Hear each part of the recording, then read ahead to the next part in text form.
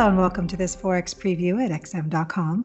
I'm Maria Pachardis, and joining me is lead investment analyst Rafi Boyadjian. We'll be discussing US CPI data due out on Thursday and the potential reaction in the dollar. So Rafi, America's Consumer Price Index is expected to have risen further in May, but will the jump be a game changer for the Fed? What should we look out for in the run-up to the Fed's policy gathering on June 15th and 16th? Well, we are expecting another strong print in the CPI numbers on Thursday. So the forecast is for the 12-month rate to go up to 4.7%. That's within a whisker of 5%. So this is quite a significant rise we are talking about here. And after that soft jobs report we saw on Friday, it's looking a lot like a repeat of last month when we had a big miss in the jobs numbers followed by a big beat in the CPI data.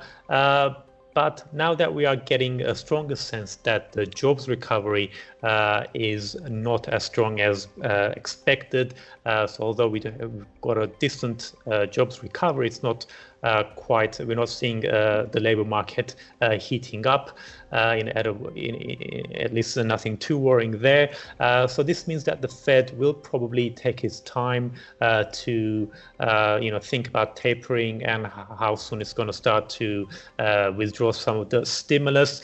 And the Fed has repeatedly stressed that it's going to be patient as far as inflation is concerned, that they want to wait and see whether or not this surge we're seeing now will be temporary or whether it's going to become sticky over time.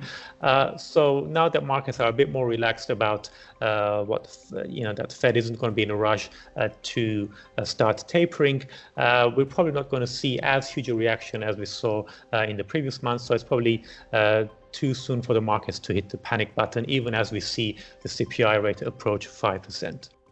Okay, so what are the risks for the dollar from the upcoming data, as well as from the Treasury auctions scheduled for this week?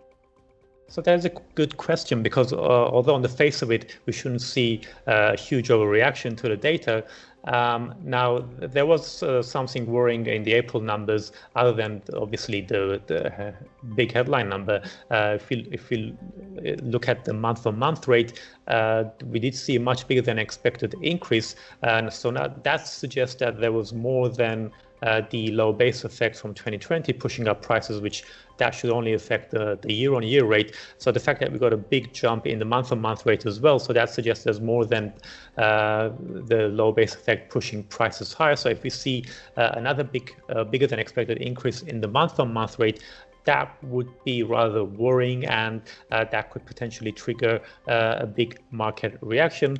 Other than that, we also do have Treasury auctions coming up this week. In fact, the US Treasury Department is scheduled to sell 120 billion in bond purchases, in bond sales this week.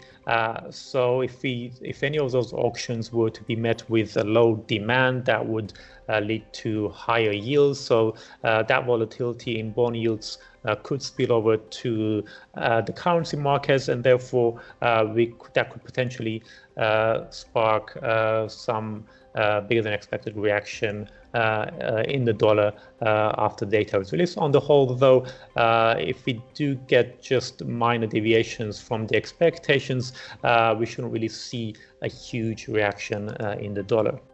Rafi, thanks so much. And thanks for joining us at xm.com.